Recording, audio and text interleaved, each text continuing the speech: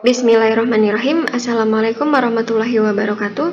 Kali ini saya akan membahas tentang contoh dari bab 4 skripsi studi literatur, di mana pada video sebelumnya sudah dijelaskan bahwa hal yang perlu dilakukan sebelum menulis bab 4 yaitu yang pertama harus membuat tabel critical appraisal, kemudian mencari persamaan dan perbedaan dari jurnal-jurnal yang akan kita review, dan yang keempat itu membuat kesimpulan dari sintesis beberapa jurnal gitu ya. Nah, ini akan saya bahas langsung contoh-contohnya. Jadi di sini langsung ke bab 4 hasil dan pembahasan. Tujuan dari penelitian ini yaitu untuk mengetahui keadaan sanitasi lingkungan dan kualitas hygiene sanitasi makanan di tempat wisata ya. Oke, nah, jadi yang pertama bisa kalian tuliskan di sini hasil analisis critical appraisalnya. Kalian tuliskan di bab 4 ini. Jadi tulis dulu sumbernya apa ya. Kemudian kata kunci yang digunakan untuk mencari jurnalnya itu apa, tuliskan dulu di sini. Lalu, nah ini dia tabel dari analisis critical appraisalnya. Kalian masukkan ke dalam sini, dituliskan juga di bab 4-nya gitu ya maksudnya. Oke, selanjutnya. Nah, tadi itu kan bahas tentang sanitasi dan hygiene makanan ya di tempat wisata. Nah, jadi kalau tadi itu critical appraisalnya itu semua jurnal yang akan di-review, nah ini dipisah satu persatu. Jadi ini tentang jurnal yang bahas keadaan sanitasi tempat wisata. Itu kalian pisahkan, dituliskan sendiri. Kemudian di sini ada tahunnya, kemudian kalau bisa di sini hasil aja, atau ini lebih spesifik boleh. Jadi pemeriksaan sanitasi lingkungan di tempat wisatanya tuh ada atau enggak. Dia langsung dijelaskan gitu ya. Nah, kemudian di sini juga ada tentang hygiene sanitasi makanan di tempat wisata. Ini jurnalnya juga dipisahkan. Jadi lebih spesifik lagi, dia ini jurnal-jurnal yang bahas tentang hygiene sanitasi makanan di tempat wisata. Oke. Nah, ini ada juga jurnal-jurnal yang bahas tentang analisis kualitas makanan. Oke, jadi dijelaskan juga sama si penulis jurnal ini ya. Kalian juga bisa melakukan hal yang sama. Ini lebih memudahkan kalian ya. Jadi dikelompokkan satu persatu gitu sesuai dengan jurnal yang dianalisis. Selanjutnya, bab yang paling penting ini adalah pembahasan. Soalnya banyak yang masih bingung yang dibahas apa sih sebenarnya gitu ya.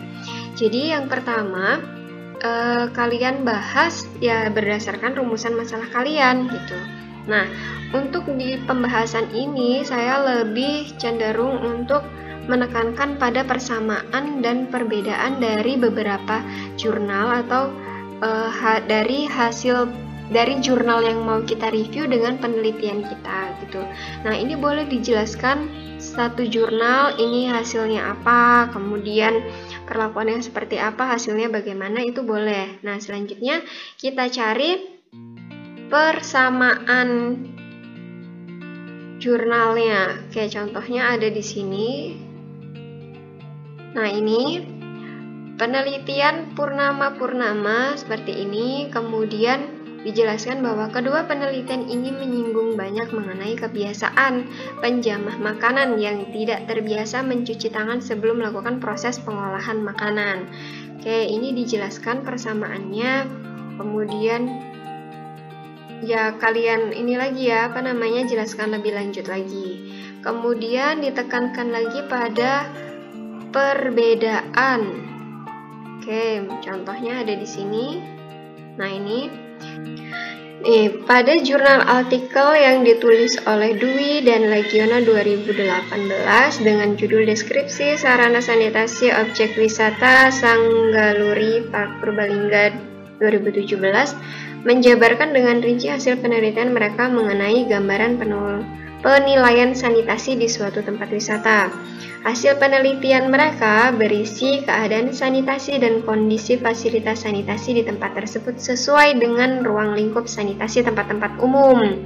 Di antaranya ada penyediaan air bersih, sarana pembuangan limbah, dan pembuangan sampah.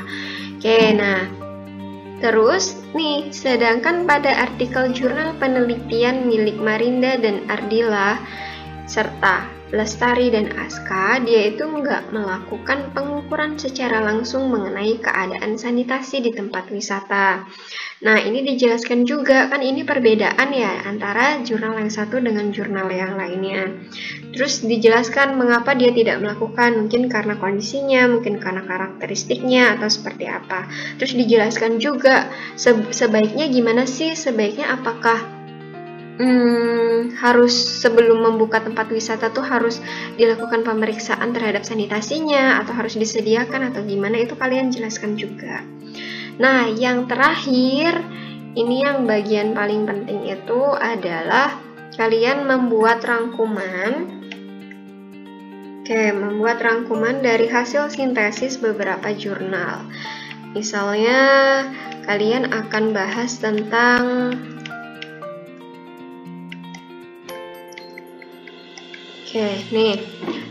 prinsip dasar pencucian peralatan makanan.